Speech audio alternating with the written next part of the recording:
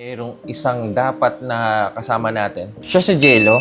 Sa mga nakapanood ng Marinduque Loop natin gamit ang Giorno, I think nabanggit ko to kung anong nangyari sa kanya. Pero anyway, sa mga hindi po nakapanood, sabihin na lang din natin. I think nakita niyo na rin siya sa mga videos natin. Okay, device, may bisita tayo. Karating lang, oh. Anong dala mo? XSR? XSR. Eto, sisingilin ko na to. Kanina pa kain ng kain to eh. Ba, ayaw mo na S1 mo? Ito na lang, straight swap. Si Jelong lagi kong kasama na naka BMW na pating. Uy! Ano kay ano eh? Kay Danish?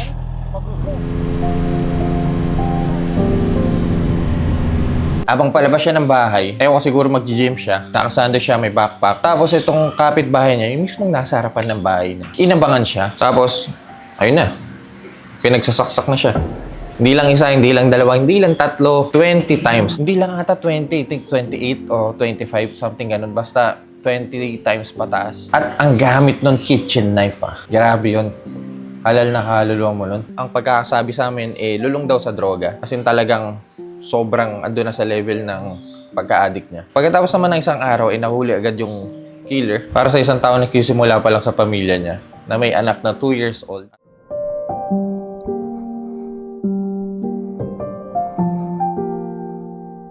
Ano, kamusta ka na? Taken na lang muna daw yung XSR ha. Ipangbabaler niya ulit kasi wala ka na eh. BMW, sa akin na muna ha. Sayang eh. Hindi ako nang bahala dyan. Para naman kay Winter tong dalawang motor mo. Ito muna kami, Jello.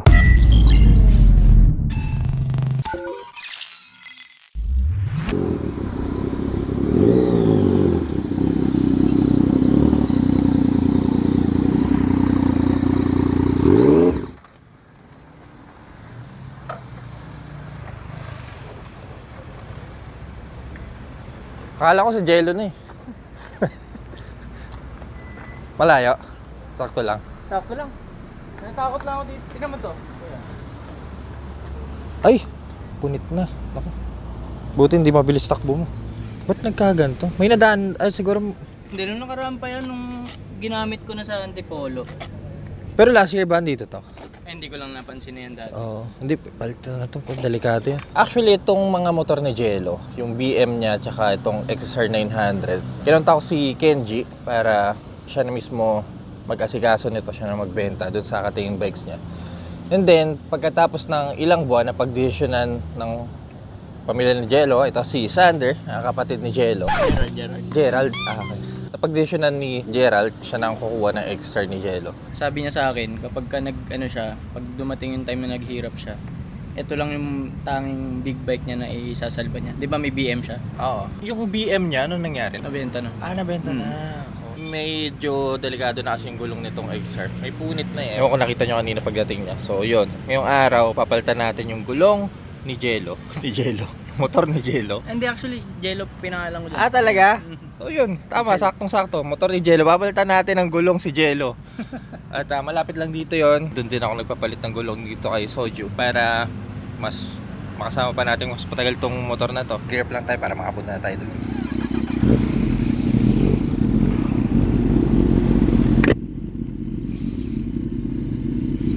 Alalayan lang natin kasi may punit na yung gulong, delikado to. Tignan rin natin yung mga dapat i-check dito sa XSR. Actually si Gerald, siya yung bunsong kapatid ni Jello. Tatlo ata sila magkakapatid, puro lalaki. Siya yung bumili ng XSR 900, which is nice kasi mayayaya natin sa ride tong kapatid niya. The same time, parang kasama lang din natin sa ride si Jello, di ba? Punta tayo dito sa may GN3, sa may LSF Moto X. Palitan natin ang gulong tong XSR 900.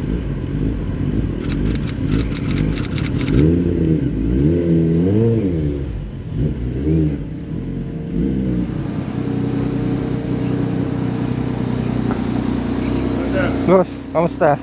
May road 6 ka pa? Meron. Kailangan mong gulong? Ito, Oo, meron. 180, 120. Punit na to eh. Ang laki pa niya naman yun. No, delikado to, no?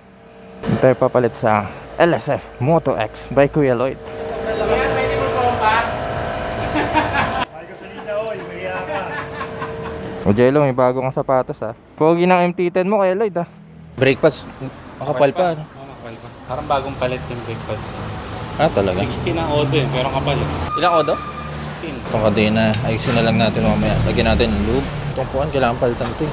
Madulas to eh. Buti nilagyan ng cover yung harapan. Bro, na-change oil na to? Ah, hindi pa. Eh no, okay ka na, Jello. Dito tayo sa Sampaloc Road. Ito yung paborito nating spot sa Tagaytay. Doon kasi sa banda doon, kita mo yung taal eh. Maganda yung view doon.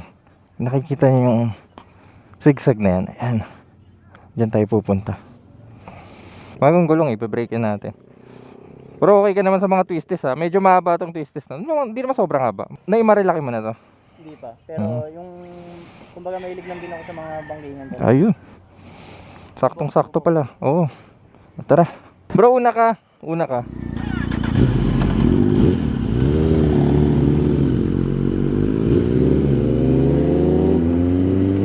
I know.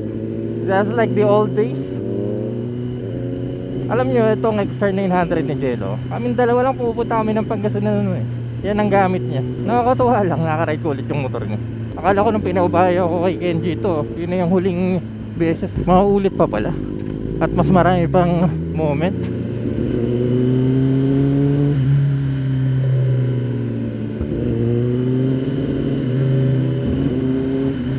At ngayon ko lang magagamit si Soju na gamit ang Michelin GP2 sa mga cornering. Ulit kong ginamit to nung nagpalit pa tayo ng gulong, puro S-Lex, puro diretso. Ngayon lang sa mga corners.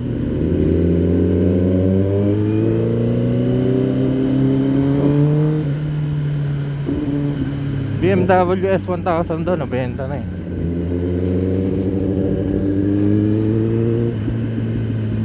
Actually, itong kapatid ni Jello, seaman to eh, pakakauwi lang niya. Ito paano makakabanding niya yung XR 900 ang matagal-tagal. 4 months ata siya magbabakasyon dito sa Philippines.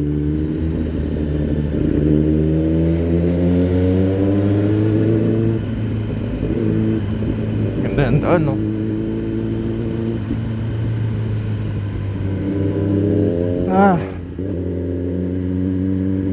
Sarap mag-ride no.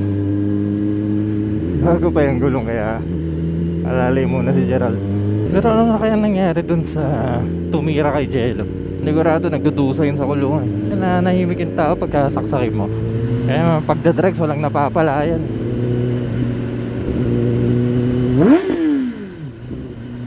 Oo ba daw eh.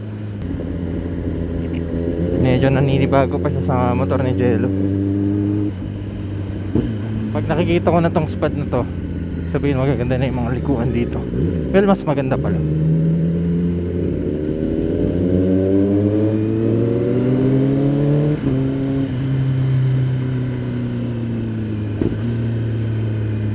Oh, sharp turn yan, Brody.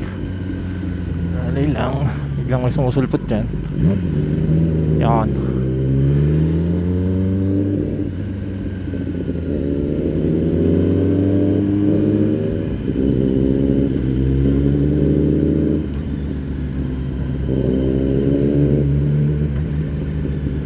Oh, yeah.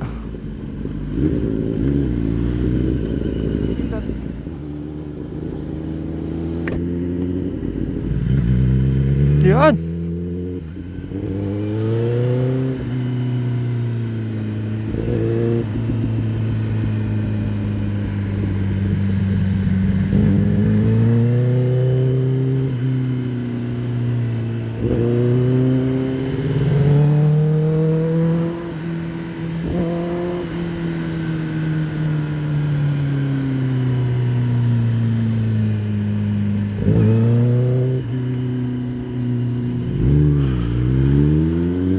Tayo sa spot na to. Alright. Ano, kamusta? Sarap, pero nailang pa ako eh. Mabigat? Di naman. Saktuhan lang. Saka nakakailang dito, pababa talaga. Pagpababa, no? Ito yung spot ko. Medyo mainit pa eh. Kaso, pag sunset maganda dito. Kamusta na pala yung anong balita dun sa tumira? Oo. Nag-ano ng areglo? Areglo? Si Raulo ba siya? Alam mo magkano kuya? Magkano? 500. 500k? Hindi na. Tapos yung suspect, nananaba pa. Sa kulungan ba?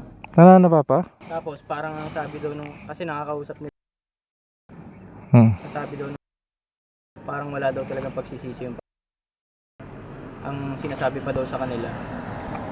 Kumbaga, hindi matagal pa ba yan? Hindi ba hindi pa ba ako makakalaya dito? Buti hindi siya nag-withdrawal doon. Hindi pong Hindi ko alam, baka naman meron sa loob. pumatay ka, 500,000 lang. Sabi ko nga, mas mahal pa yung kapresyo ng big bike ni Kuya eh. Guys, kung pupunta kayo dito sa spot na to, punta kayo. Tambayan to eh. Dito na lang muna tayo. Ito, soju. Ayan. Huling punta ko dito, 10R na bago yung gamit natin. Kung nag-enjoy kayo sa video na to, kindly leave a like at kumili kayo sa mga ganitong content. Huwag kayo mag-alala dahil nasa tamang channel kayo, so make sure to press the subscribe button dyan sa baba. So at least may update na tayo kung anong balita sa motor ni Jello. Nakakasama pa pala natin na matagal. Kaya mga kitty, see you sa next content.